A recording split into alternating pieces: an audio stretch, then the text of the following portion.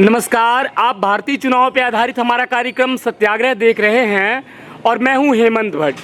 पिछले कई दिनों से आप बहुत सारी खबरें देख रहे हैं हरियाणा विधानसभा चुनाव के ग्राउंड से, और हम अलग अलग गांव में पहुंच रहे हैं, लोगों से बात कर रहे हैं कि हरियाणा विधानसभा चुनाव में जो परिस्थितियां हैं कैसे धीरे धीरे बदल रही हैं और जो हवा है वो किस पार्टी की तरफ है, जो जनता है वो कौन कौन से मुद्दों पर आने वाले समय में वोट करने वाली है।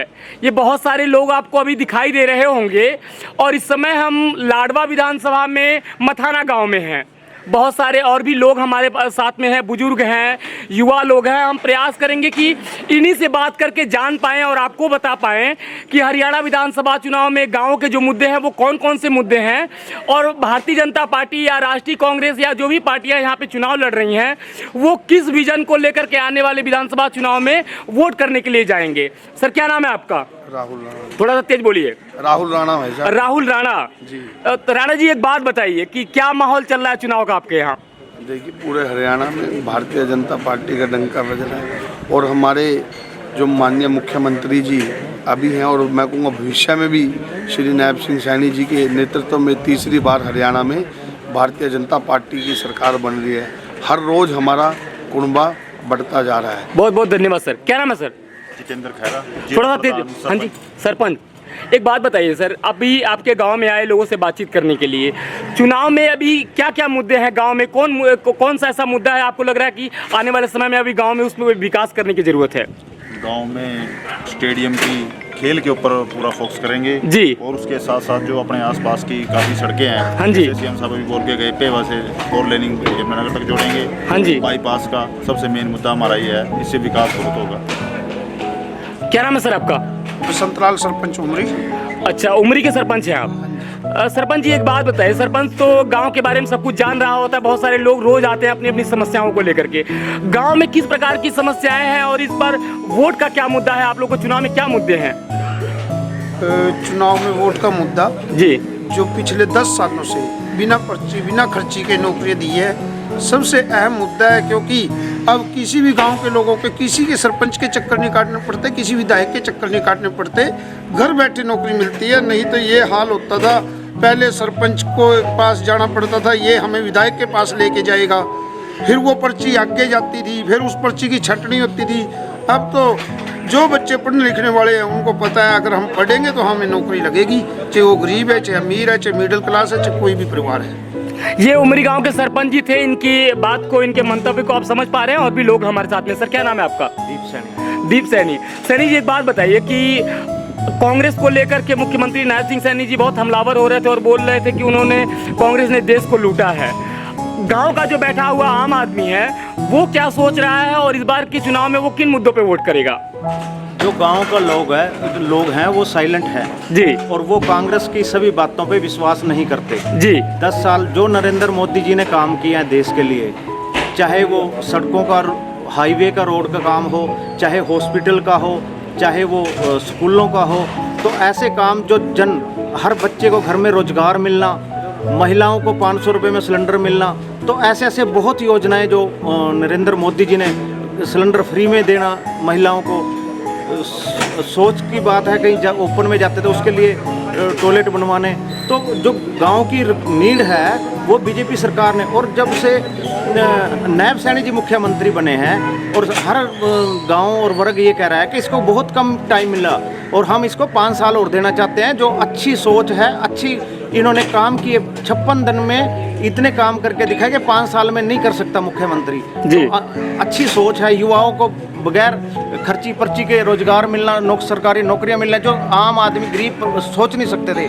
टैचियों वाले ही बच्चे नौकरी लग सकते थे। तो ऐसी ऐसी बहुत योजनाएं सरकार की हैं जिनकी वजह से आज बीजेपी और नायब सैनी को और नरेंद्र मोदी को, जब सेंटर में सरकार है तो लोग को ये कहना है कि स्टेट में भी बीजेपी की सरकार होगी। अगर अदर सरकार आई तो हमारे जैसे अपोजिशन का विधायक बन जाता है, तो ऐसे काम नहीं हो पाते, तो ऐसे काम नहीं होंगे। सेंटर में नरेंद्र मोदी है तो स्टेट में भी नायब सैनी और बीजेपी सरकार होनी चाहिए। बहुत बहुत धन्यवाद। आप सैनी जी को सुन रहे थे। सर, क्या नाम है आपका? राम कुमार सरोवर। राम कुमार सरोहा।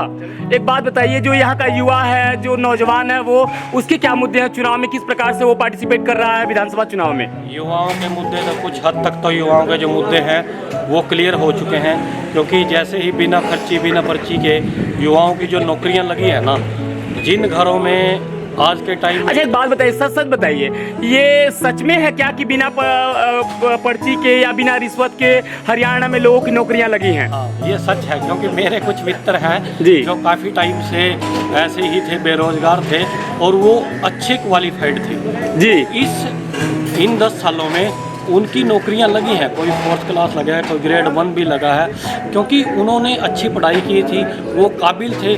और काबिल होने के बावजूद भी कहीं ना कहीं एक लैक पॉइंट था कि उनका इंटरव्यू तो क्लियर हो जाता था थोड़ा बहुत, आगे जाकर उनकी नौकरी नहीं लगती, नंबर नहीं पड़ पाता था। और इस कारणवश जो है, जो युवा है, वो जो भी नौकरियां लगे हैं वो उनका परिवार, उनके रिश्तेदार, वो सारे ही भाजपा की तरफ रुझान है। क्योंकि पहले जो होता था, पहले पर्ची के बिना नौकरी नहीं लगती थी, खर्ची के बिना नौकरी लगती थी। ये ग्राउंड जीरो से पड़ताल आप देख रहे हैं, आप राम कुमार सरोहा जी को सुन रहे हैं। अभी हम मथाना गांव में हैं और भी लोग हमारे साथ में, हम प्रयास करेंगे एक मिनट लोगों की बातों को, जो लोगों का रिएक्शन है उसको कैप्चर किया जाए। सर, क्या नाम है आपका? रामपाल एक्स सरपंच। जी, एक्स सरपंच हैं आप। सर, क्या एक बात बताइए, उम्र कितनी हो गई आपकी? 55-56 साल। ये हरियाणा की राजनीति को आपने बार बार बदलते हुए या बनते या बिगड़ते हुए देखा है। इस बार जो 2024 में चुनाव चल रहा है, इसकी परिस्थिति क्या है, इसके बारे में क्या कहना चाहेंगे?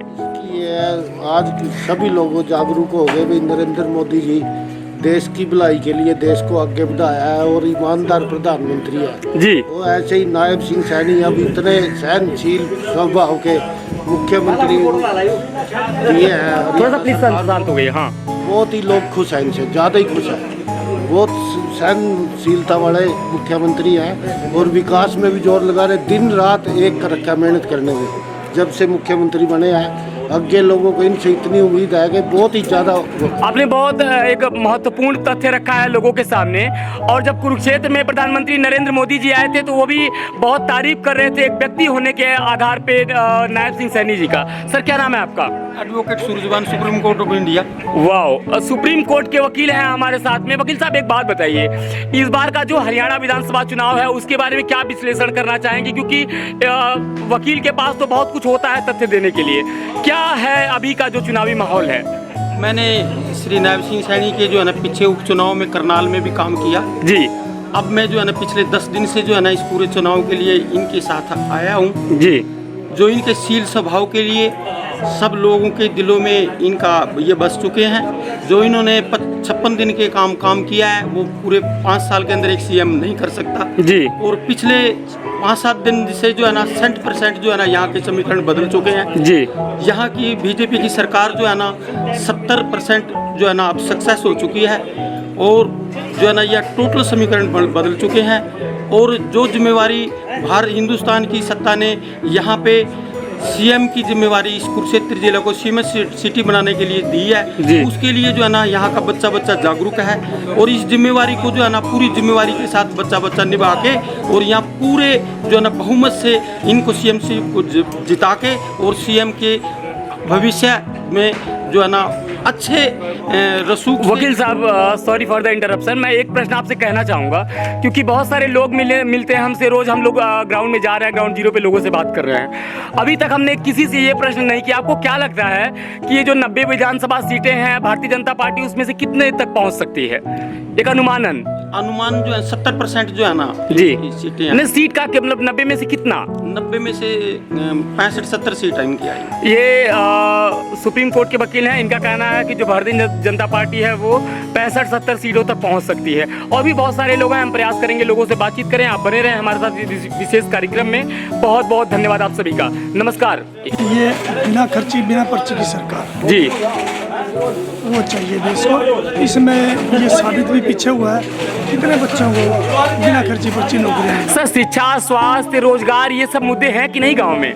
गांव में है मुद्दे जी। इन्हीं के ऊपर चर्चा, इन्हीं के ऊपर लोग खुश हैं। और कांग्रेस के जो कैंडिडेट वो क्या कहते हैं 2 लाख नौकरियां मिलेंगी, उसमें हमें कोटा मिलेगा, कोटा के जनता को देंगे, जनता क्या वो भ्रष्टाचार को देगा। लेकिन वो नहीं चाहिए, बिना खर्ची पर्ची की सरकार चाहिए, डबल इंजन की सरकार चाहिए। बहुत बहुत धन्यवाद sir, thank you. Narendra Modi चाहिए, नीचे नायब सिंह सैनी जी जो देश को आगे बढ़ाने का संकल्प ले चुके हैं। अभी उन्होंने दोहराया था कि मैं अपने हरियाणा प्रदेश को और आगे बढ़ाऊंगा, और वो बढ़ाएंगे सेंटर की मदद से, नरेंद्र मोदी की सरकार से। ये बिना खर्चे 25,000, इसका ये मायना इन्होंने दर्शा भी दिया है कि ये हमने करके भी दिखाया है।